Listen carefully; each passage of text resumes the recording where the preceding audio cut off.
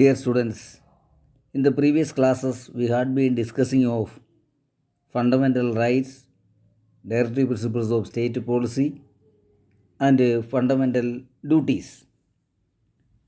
Today we discuss the federal features of Indian Constitution. What is federalism? What is a federation? India is an example for federal system of government. Then let us see what is A federation അല്ലെങ്കിൽ federalism എന്താണ്, Indian ഭരണഘടനയുടെ federal features എന്തൊക്കെയാണ്. നമ്മൾ പലപ്പോഴും കേട്ടിട്ടുണ്ട് ഇന്ത്യയിലെ federal സംവിധാനം സംരക്ഷിക്കപ്പെടണം. അപ്പോൾ എന്താണ് ഫെഡറലിസം അല്ലെങ്കിൽ federation? A federation is a state having one central government acting for the whole country and several state governments existing side by side having control over their areas. ഇവിടെ ഒരു ഫെഡറൽ സംവിധാനം എന്ന് പറയുന്നത് രണ്ട് തരം ഗവൺമെൻറ്റുകൾ നിലവിലുള്ള അവരുടേതായ അധികാരപരിധിയിൽ പ്രവർത്തിക്കുന്ന സംവിധാനമാണ്. അതായത് ഒരു സ്റ്റേറ്റ് സെൻട്രൽ ഗവൺമെൻറ്, രാജ്യം മുഴുവൻ അധികാരപരിധിയുള്ള ഒരു സെൻട്രൽ ഗവൺമെൻറ്റും അതാത് പ്രവിശ്യകളിൽ അധികാരപരിധിയുള്ള സംസ്ഥാന ഗവൺമെൻറ്റുകളും ചേർന്ന സംവിധാനത്തിനെയാണ് ഒരു ഫെഡറേഷൻ അല്ലെങ്കിൽ ഒരു ഫെഡറൽ സംവിധാനം എന്ന് പറയും. അപ്പോൾ in A federal system there is A central government and many or number of state governments. അങ്ങനെയുള്ള രണ്ട് തരം ഗവൺമെൻറ് സംവിധാനങ്ങളുള്ളതിനെയാണ് ഫെഡറേഷൻ അല്ലെങ്കിൽ ഫെഡറൽ സംവിധാനം എന്ന് പറയുക. There is A division of powers between the central government and state governments. Central government അതായത് federal government, central ഗവൺമെൻറ്റും അതുപോലെ തന്നെ സംസ്ഥാന ഗവൺമെൻറ്റുകളും തമ്മിൽ അധികാര വിഭജനം നടക്കപ്പെടുകയാണ്. അപ്പോൾ സെൻട്രൽ ഗവൺമെൻറ്റിൻ്റേതായ അധികാരം മറ്റൊരു തലത്തിൽ, സംസ്ഥാന ഗവൺമെൻറ്റുകളുടേതായ അധികാരം മറ്റൊരു തലത്തിൽ. അപ്പോൾ രണ്ട് തരത്തിലുള്ള ഗവൺമെൻറ്റുള്ള സംവിധാനത്തിനെയാണ് ഫെഡറൽ സംവിധാനം എന്ന് പറയുക. The main federal features of Indian constitution എന്തൊക്കെയാണ്? അപ്പോൾ പ്രധാനമായി 7 ഫീച്ചേഴ്സാണ് ഇന്ത്യൻ ഫെഡറലിസത്തിന് പറയുക. അപ്പോൾ ഇന്ത്യൻ ഫെഡറൽ സംവിധാനം എന്ന കേന്ദ്രവും സംസ്ഥാനങ്ങളും അധികാരം വിഭജിച്ചുകൊണ്ട് നടത്തുന്ന ഭരണ സംവിധാനത്തിന് 7 ഫീച്ചേഴ്സ് ആണ് ഇന്ത്യൻ ഭരണഘടനയിൽ പറയുക. അതിലൊന്നാമത്തേത് a written constitution, 2 rigid constitution, 3 supremacy of the constitution, 4 division of powers, 5 independent judiciary, 6 bicameral legislature, 7 dual government polity. ഇങ്ങനെയുള്ള 7 സവിശേഷതകൾ കൂടിയ ഒരു ഫെഡറൽ രാജ്യമാണ്, ഒരു ഫെഡറൽ സിസ്റ്റമാണ് ഇന്ത്യക്കുള്ളത്. അപ്പോൾ ഫെഡറൽ സംവിധാനം എന്നാൽ കേന്ദ്രവും സംസ്ഥാനങ്ങളും അധികാരം പങ്കിട്ടെടുക്കുന്ന ഒരു ഭരണകൂട സംവിധാനത്തിനെയാണ് ഫെഡറേഷൻ അല്ലെങ്കിൽ ഫെഡറൽ പൊളിറ്റി എന്ന് പറയുക. അപ്പോൾ നമുക്ക് ഓരോന്നായിട്ട് നോക്കാം. Let us see each feature in detail. ഒന്നാമത് റിട്ടൺ കോൺസ്റ്റിറ്റ്യൂഷൻ, എഴുതപ്പെട്ട ഭരണഘടന. The constitution is not only a written document but also the lengthiest constitution of the world. Indian ഭരണഘടന എഴുതപ്പെട്ട ഭരണഘടനയാണ്. അതുമാത്രവുമല്ല, ലോകത്തെ ഏറ്റവും വലിയ എഴുതപ്പെട്ട ഭരണഘടനയാണ് ഇന്ത്യൻ ഭരണഘടന. It specifies the structure, organization, powers and functions of both the central and state governments. Indian ഭരണഘടനയിൽ കൃത്യമായി രേഖപ്പെടുത്തപ്പെട്ടിരിക്കുന്നു എന്താണ് ഇന്ത്യയുടെ ഭരണ സംവിധാനം, ഇന്ത്യയുടെ സ്ട്രക്ചർ എന്തായിരിക്കണം, ഇന്ത്യയിലെ കേന്ദ്ര സർക്കാരും സംസ്ഥാന സർക്കാരുകളുടെയും അധികാരങ്ങൾ എന്തൊക്കെയാണ്, അത് ഏത് രീതിയിൽ വിനിയോഗിക്കപ്പെടണം എന്നെല്ലാം വളരെ ക്ലിയർലി എഴുതപ്പെട്ടിരിക്കുന്ന ഒരു റിട്ടൺ കോൺസ്റ്റിറ്റ്യൂഷൻ ഇന്ത്യക്കുണ്ട് എന്നതാണ് ഇന്ത്യൻ ഫെഡറൽ സംവിധാനത്തിൻ്റെ ഒന്നാമത്തെ സവിശേഷത. 2 റിജിഡ് കോൺസ്റ്റിറ്റ്യൂഷൻ. ഈ ഇന്ത്യൻ കോൺസ്റ്റിറ്റ്യൂഷൻ റിജിഡ് കോൺസ്റ്റിറ്റ്യൂഷനാണ്. സാധാരണഗതിയിൽ 2 തരത്തിലുള്ള ഭരണഘടനാ സംവിധാനങ്ങളാണ്, സ്വഭാവമാണ് ഭരണഘടനയ്ക്കുള്ളത്. ഒന്ന് റിജിഡും ഒന്ന് ഫ്ലെക്സിബിളും. റിജിഡ് എന്ന് പറയുമ്പോൾ അത് കുറേ കൂടി ദൃഢമാണ്. The provisions cannot be changed very easily. There is a strict procedure to make amendments especially for some main provisions. അപ്പോൾ സ്വാഭാവികപരമായി ദൃഢതയുള്ളൊരു ഭരണഘടന, അധികാരത്തിലിരിക്കുന്നവർ അവർ തോന്നുന്നത് പോലെ ഭരണഘടനയെ ഭേദഗതി ചെയ്യാൻ സാധിക്കാത്ത രീതിയിൽ സ്ട്രിക്റ്റായ പ്രൊസീജിയറുകൾ ഫോളോ ചെയ്യണമെന്നുള്ള സംവിധാനത്തിൽ ഉണ്ടാക്കപ്പെട്ടതിനെയാണ് ദൃഢമായ ഭരണഘടന, അതായത് റിജിഡ് കോൺസ്റ്റിറ്റ്യൂഷൻ എന്ന് പറയും. അപ്പോൾ ഇന്ത്യൻ ഭരണഘടനയുടെ അല്ലെങ്കിൽ ഇന്ത്യൻ ഫെഡറലിസത്തിൻ്റെ രണ്ടാമത്തെ സവിശേഷത എന്ന് പറയുന്നത് ഇന്ത്യൻ ഭരണഘടന ദൃഢമാണ് എന്നുള്ളതാണ്. The division of powers established by the constitution as well as the supremacy of the constitution can be maintained only if the method of its amendment is rigid. അപ്പോൾ ഭരണഘടന സംരക്ഷിക്കപ്പെടണമെങ്കിൽ, ഭരണഘടനയുടെ അല്ലെങ്കിൽ അധികാര വിഭജനം കൃത്യമായി സംരക്ഷിക്കപ്പെടണമെങ്കിൽ, ഉറപ്പുവരുത്തണമെങ്കിൽ ഭരണഘടന ദൃഢമായതായിരിക്കണം. അതാരാലും പെട്ടെന്ന് അമെൻഡ് ചെയ്യാൻ സാധിക്കാത്ത രീതിയിൽ വളരെ ടൈറ്റ് പ്രൊസീജിയർ മാത്രം ഫോളോ ചെയ്തുകൊണ്ട് അമെൻഡ് ചെയ്യാവുന്ന രീതിയിലുള്ള ഒരു സംവിധാനമായിരിക്കണം.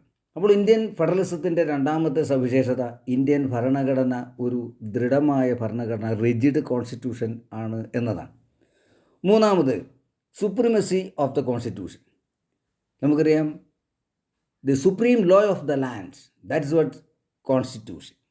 The constitution is the supreme law of the land. ഇന്ത്യയിലെ പരമോന്നത നിയമമെന്ന് പറയുന്നത് ഭരണഘടനയാണ്, കോൺസ്റ്റിറ്റ്യൂഷനാണ്. The laws enacted by the central and the states must conform to its provisions. കേന്ദ്ര സർക്കാരാണെങ്കിലും സംസ്ഥാന സർക്കാരുകളാണെങ്കിലും നിയമങ്ങൾ ഉണ്ടാക്കുമ്പോൾ ഭരണഘടനാ തത്വങ്ങൾക്ക് വിധേയമായിട്ടായിരിക്കണം. ആ പ്രൊവിഷനുകൾ അതേപടി പാലിച്ചുകൊണ്ടായിരിക്കണം. Otherwise they can be declared by the supreme courts or the high courts through their power of judicial review.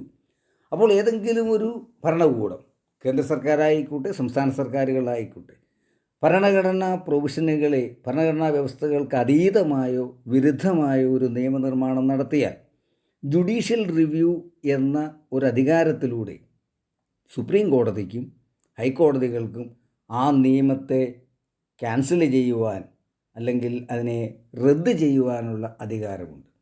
അപ്പോൾ അതെന്താണ് അർത്ഥമാക്കുന്നത്? Supremacy of the constitution. Because Constitution is the supreme law of the land. The provisions in the Constitution should be protected. അപ്പോൾ ഒരു സർക്കാരുകളും കേന്ദ്രമായിക്കോട്ടെ സംസ്ഥാനങ്ങളായിക്കോട്ടെ ഭരണഘടനാ വിരുദ്ധമായി ഒന്നും ചെയ്യപ്പെടുന്നില്ല എന്ന് ഉറപ്പുവരുത്തുവാൻ ഉള്ള ഒരു സംവിധാനമാണ് ജുഡീഷ്യൽ റിവ്യൂ എന്ന ഹൈക്കോടതികൾക്കും സുപ്രീം കോടതിക്കും പ്രയോഗിക്കാവുന്ന ഒരു അധികാരം. ഇതും ഉറപ്പുവരുത്തുകയാണ് ഇന്ത്യൻ ഭരണഘടനയിൽ. അപ്പോൾ ഫെഡറലിസത്തിൻ്റെ, ഇന്ത്യയിലെ ഫെഡറൽ സംവിധാനത്തിൻ്റെ മൂന്നാമത്തെ സവിശേഷതയാണ് supremacy of the constitution. 4 division of powers. നമ്മൾ കണ്ടു, ഫെഡറൽ സംവിധാനം എന്നാൽ there are 2 sets of governments. One is at the center and the other one is at the states. So the powers of the country are divided between these 2 governments, central and state governments. ഈ 2 സർക്കാരുകളിലെ അധികാരം വിഭജിക്കപ്പെടുകയാണ്. അപ്പോൾ what are the powers that can be enjoyed by, exercised by the central government, what are the powers that can be exercised by the state governments are clearly written down in the constitution. 3 ലിസ്റ്റുകളിലായി കേന്ദ്രത്തിൻ്റെ അധികാരങ്ങളും സംസ്ഥാനങ്ങളുടെ അധികാരങ്ങളും കൃത്യമായി Indian ഭരണഘടനയിൽ നിർവചിച്ചിരിക്കുന്നു. There are 3 lists: union list, state list and concurrent list. അപ്പോൾ ഈ 3 ലിസ്റ്റുകളിൽ കൃത്യമായിട്ട് പറയുന്നു what are the powers that can be exercised by each government. Central ഗവൺമെൻറ്റിൻ്റെ അധികാരങ്ങൾ എന്തൊക്കെ, സംസ്ഥാന ഗവൺമെൻറ്റുകളുടെ അധികാര മേഖലകൾ എന്തൊക്കെ. അപ്പോൾ the subjects in which each government can exercise their powers, these are clearly written down in the constitution in 3 lists: union list, state list and concurrent list. അത് ഭരണഘടനയുടെ 7ാം ഷെഡ്യൂളിലാണ് ഉൾപ്പെടുത്തിയിട്ടുള്ളത്.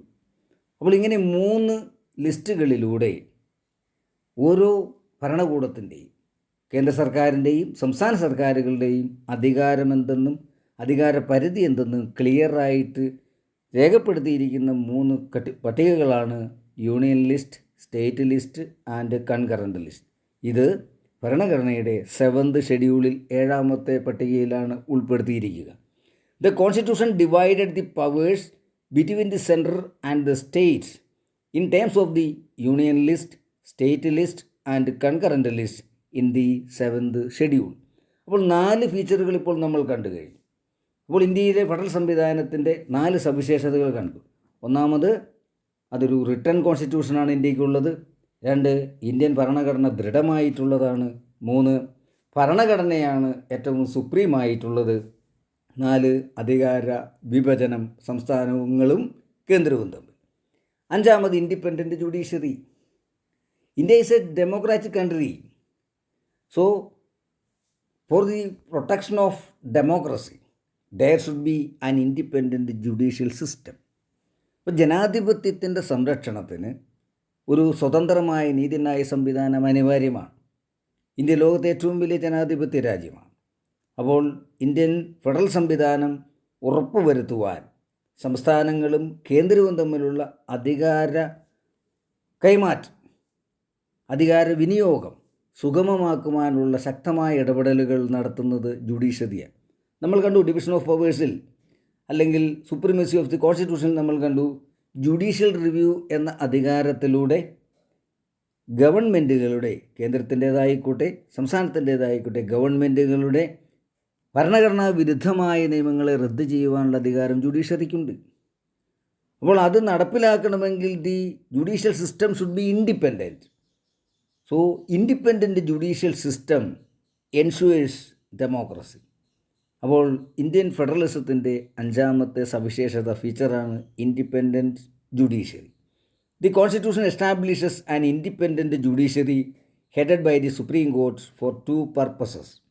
അപ്പോൾ Indian judicial system it has been constituted on an ascending scale. At the top there is a Supreme Court, below that there are high courts at the states, then there are district sessions courts, and at the bottom, at the taluk level, there are municipal and magistrate courts. These are the levels of courts, the structure of Indian judicial system. So at the apex, at the top, ഏറ്റവും മുകളിൽ supreme കോടതിയാണ്. അപ്പോൾ supreme കോടതിയുടെ അധികാരപരിധി all over ഇന്ത്യയാണ്. അപ്പോൾ Indian judicial system independent ആണ്. Constitution കൃത്യമായിട്ട് തന്നെ പറയുന്നു സുപ്രീം കോടതിയാണ് ഇന്ത്യയിലെ നീതിന്യായ സംവിധാനത്തിൻ്റെ ഏറ്റവും ടോപ്പ്. അതിന് 2 കാരണങ്ങൾ. 1, to protect the supremacy of the constitution by exercising the power of judicial review. 2 കാര്യങ്ങൾ ഉറപ്പുവരുത്തുവാനാണ് നീതിന്യായ സംവിധാനത്തിന് ഈ അധികാരം നൽകിയിരിക്കുക. 1, supremacy of the constitution, to protect the supremacy of the constitution. Indian ഭരണഘടനയുടെ മേധാവിത്വം ഉറപ്പിക്കുവാൻ അതിനുള്ള ചുമതല സുപ്രീം കോടതിയിൽ അല്ലെങ്കിൽ ജുഡീഷ്യൽ സംവിധാനത്തിൽ നിക്ഷിപ്തമാണ്. ജുഡീഷ്യൽ റിവ്യൂ എന്ന വെപ്പണിലൂടെ, ജുഡീഷ്യൽ റിവ്യൂ എന്ന ആ ഒരു സംവിധാനത്തിലൂടെ the supreme court and high courts can ensure the supremacy of the constitution. 2, to settle the disputes between the central and the states or between the states. So, with regard to the exercise of power, there are chances for conflicts between central government and state governments, or state governments and other state governments. അധികാര വിനിയോഗത്തെ സംബന്ധിച്ച് കേന്ദ്ര സർക്കാരും സംസ്ഥാന സർക്കാരുകളും തമ്മിൽ തർക്കങ്ങൾ സ്വാഭാവികപരമാണ്. നമ്മൾ കണ്ട ഒരു ഫെഡറൽ പോളിറ്റിയാണ്, ഒരു ഫെഡറൽ സംവിധാനമാണ് ഇന്ത്യയിൽ. രാജ്യത്തിൻ്റെ ഭരണാധികാരം സെൻട്രൽ ഗവൺമെൻറ്റും സ്റ്റേറ്റ് ഗവൺമെൻറ്റുകളും സെപ്പറേറ്റായി ഡിവൈഡ് ചെയ്തെടുത്തിരിക്കുന്ന സംവിധാനത്തിനെയാണ് ഫെഡറൽ സംവിധാനം എന്ന് പറയും. അപ്പോൾ പലപ്പോഴും പല ഇടപെടലുകൾ സർക്കാരുകളുടെ ഭാഗത്തുനിന്ന് അവരുടെ അധികാരപരിധിക്ക് അപ്പുറത്ത് അവർ ഇടപെടുന്നുണ്ടെങ്കിൽ then there are chances for disputes. അവിടെ തർക്കങ്ങളുണ്ടാകാൻ സാധ്യതയുണ്ട്. കേന്ദ്രവും സംസ്ഥാനങ്ങളും തമ്മിൽ, അല്ലെങ്കിൽ സംസ്ഥാനങ്ങളും തമ്മിൽ അധികാര തർക്കമുണ്ടാകുമ്പോൾ, അങ്ങനെ ഉണ്ടാകുമ്പോൾ the supreme court has been given the power to settle down the disputes. ഇങ്ങനെയുള്ള തർക്കങ്ങൾ പരിഹരിക്കുക സുപ്രീം കോടതിയാണ്. Supreme court has been given the power by the constitution of India to settle down the disputes between the central government and state governments or state governments and other state governments, സംസ്ഥാനങ്ങൾ തമ്മിലോ കേന്ദ്രവും സംസ്ഥാനങ്ങളും തമ്മിലോ ഉള്ള തർക്കങ്ങൾ പരിഹരിക്കപ്പെടണം. അതിനൊരു ശക്തമായ നീതിന്യായ സംവിധാനം ഉണ്ടായിരിക്കണം. അങ്ങനെയുള്ള സംവിധാനം ഇന്ത്യൻ ഭരണഘടന ഉറപ്പു നൽകുന്നു. അതിലൂടെ independent judicial system should be there to settle down the disputes. So ഇതും ഇന്ത്യൻ ഫെഡറൽ സംവിധാനത്തിൻ്റെ മറ്റൊരു സവിശേഷതയാണ്, ഫീച്ചറാണ്. അഞ്ചാമത്തെ ഫീച്ചറാണ് ഇൻഡിപെൻഡൻറ്റ് ജുഡീഷ്യറി. 6, ബൈക്യാമറലിസം. ദ്വിമണ്ഡല സംവിധാനം. നിയമനിർമ്മാണ സഭകൾക്ക് 2 സഭകളുള്ളതിനെയാണ് ബൈക്യാമറൽ സിസ്റ്റം അല്ലെങ്കിൽ ബൈക്യാമറലിസം എന്ന് പറയുക. In a bicameral system there are 2 houses in the legislature. നിയമനിർമ്മാണ സഭയിൽ 2 സഭകളുണ്ടാവും, upper chamber and lower chamber, ഉപരിസഭയും അധോസഭയും. അങ്ങനെ 2 ചേംബറുകൾ ഉണ്ട് ഇന്ത്യൻ സംവിധാനത്തിൽ. അപ്പോൾ ഇന്ത്യൻ ഫെഡറൽ സംവിധാനത്തിൻ്റെ മറ്റൊരു പ്രത്യേകതയാണ് ഇന്ത്യൻ ഭരണ സംവിധാനം അല്ലെങ്കിൽ ഇന്ത്യയിലെ നിയമനിർമ്മാണ സഭ. അതായത് കേന്ദ്രത്തിലാണെങ്കിൽ പാർലമെൻറ്റ്, ആ പാർലമെൻറ്റ് 2 മണ്ഡല സഭയാണ്, ദ്വിമണ്ഡല സഭയാണ്. 1 ഉപരിസഭയും 2 അധോസഭയും. രാജ്യസഭയാണ് ഉപരിസഭ, ലോക്സഭയാണ് അധോസഭ. The constitution provides for a bicameral legislature. അപ്പോൾ ഇന്ത്യൻ ഭരണഘടന പറയുന്നു ഇന്ത്യയിലെ നിയമനിർമ്മാണ സഭ ദ്വിമണ്ഡല അല്ലെങ്കിൽ ഇരട്ട മണ്ഡല സഭയാണ്. അങ്ങനെ ഇന്ത്യയിൽ ഒരു ദ്വിമണ്ഡല നിയമനിർമ്മാണ സഭയാണുള്ളത്, consisting of an upper house and a lower house. Upper house രാജ്യസഭയും ലോവർ ഹൗസ് ലോക്സഭയുമാണ്. ഓർക്കാൻ എളുപ്പമാണ്, കാരണം Lok Sabha and lower house starts with the same alphabet L. Then once we know that the first one, it is very easy to remember the second one. അപ്പോൾ രാജ്യസഭയും ലോക്സഭയും, upper ഹൗസും lower ഹൗസും. ലോവർ ഹൗസ് ലോക്സഭയാണ്. ലോവർ ഹൗസ് എന്നതിൻ്റെ ആദ്യത്തെ അക്ഷരം എല്ലാണ്, ലോക്സഭയുടെ ആദ്യത്തെ അക്ഷരവും എല്ലാണ്. അപ്പോൾ നമ്മൾക്ക് സ്വാഭാവികമായിട്ട് ഓർക്കുവാൻ എളുപ്പം. It is very easy to remember that which is the lower house of Indian parliament, that is Lok Sabha. രണ്ടാമത് അപ്പർ ഹൗസ് ഉപരിസഭ, that is Rajya Sabha. The Rajya Sabha represent the states of Indian federation, while the Lok Sabha represent the people of India as a whole. അപ്പോൾ രാജ്യസഭയും ലോക്സഭയും പ്രതിനിധീകരിക്കുന്നത് 2 സംവിധാനങ്ങളെയാണ്. രാജ്യസഭ സംസ്ഥാനങ്ങളെ Indian പാർലമെൻറ്റിൽ പ്രതിനിധീകരിക്കുമ്പോൾ ലോക്സഭ രാജ്യത്തെ എല്ലാ ജനങ്ങളെയും പ്രതിനിധീകരിക്കുന്നു. അതിനർത്ഥം ജനങ്ങൾക്ക് നേരിട്ട് തെരഞ്ഞെടുപ്പ് പ്രക്രിയയിൽ പങ്കാളികളായി തിരഞ്ഞെടുക്കപ്പെടുന്നവരാണ് ലോക്സഭയിൽ. രാജ്യസഭയിൽ അംഗങ്ങൾ അവർ ജനങ്ങളാൽ നേരിട്ട് തിരഞ്ഞെടുക്കപ്പെടുന്നവരല്ല, മറിച്ച് ജനങ്ങൾ തിരഞ്ഞെടുക്കുന്ന ജനപ്രതിനിധികളാൽ തിരഞ്ഞെടുക്കപ്പെടുകയും. അപ്പോൾ സംസ്ഥാനങ്ങളെ റെപ്രസെൻ്റ് ചെയ്യുന്ന സഭയാണ് രാജ്യസഭ. രാജ്യത്തെ മൊത്തം ജനങ്ങളെയും പ്രതിനിധീകരിക്കുന്ന, ജനങ്ങളിൽ നിന്ന് നേരിട്ട് തിരഞ്ഞെടുക്കപ്പെടുന്ന അംഗങ്ങളാണ് ലോക്സഭയിലുള്ളത്. അപ്പോൾ 2 സംവിധാനങ്ങൾ. അപ്പോൾ ബൈക്യാമറൽ സിസ്റ്റം, ദ്വിമണ്ഡല സഭ, നിയമനിർമ്മാണ സഭ 2 സഭകളായിട്ടുള്ളതിനെ, കൂട്ടായ്മയായിട്ടുള്ളതിനെയാണ് ബൈക്യാമറൽ സിസ്റ്റം എന്ന് പറയും. So in a bicameral system there will be 2 chambers or 2 houses. One is the upper house, the other one is the lower house. The Union Legislature of India is known as Parliament, which has 2 chambers, 2 houses.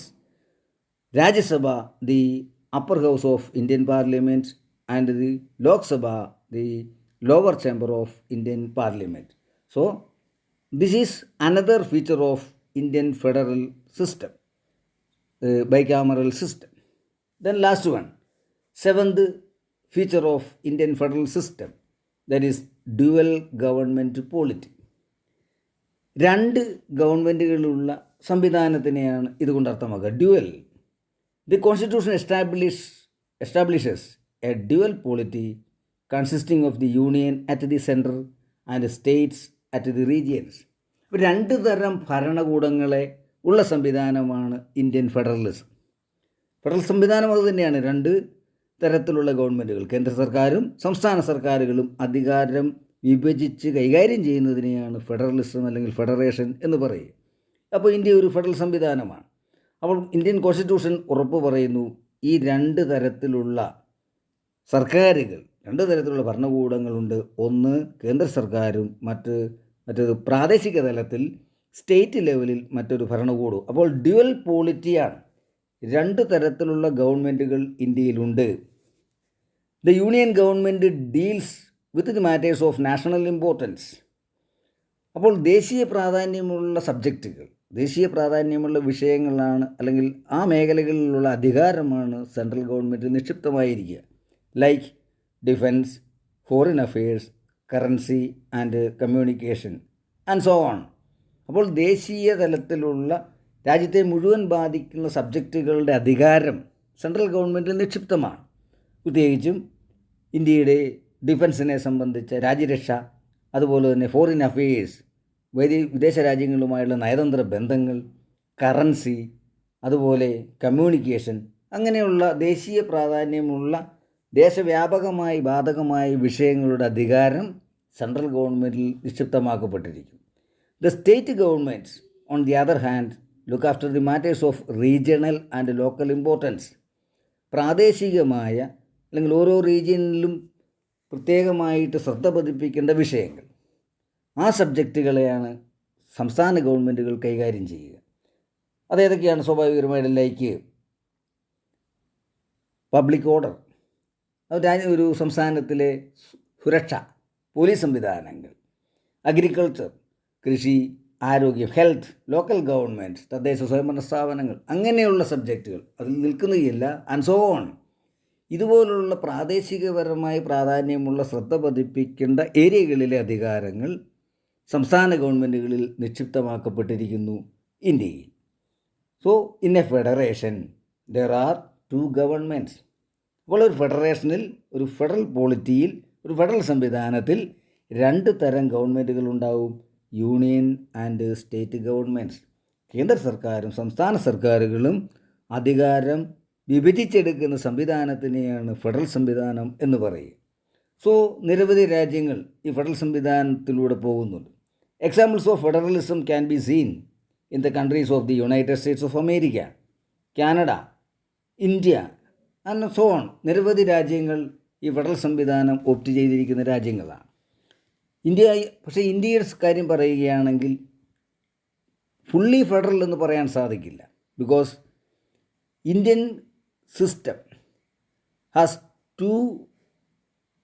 അല്ലെങ്കിൽ രണ്ട് തരത്തിലുള്ള, അതായത് unitary form of ഗവൺമെൻറ്റിൻ്റെയും federal form of ഗവൺമെൻറ്റിൻ്റെയും സ്വഭാവങ്ങളുള്ളതിനാൽ India is considered as a quasi federal government. എങ്കിലും federal സംവിധാനമാണ് ഇന്ത്യയിൽ നിലവിലുള്ളത് എന്നാണ് നമ്മൾ കരുതുക.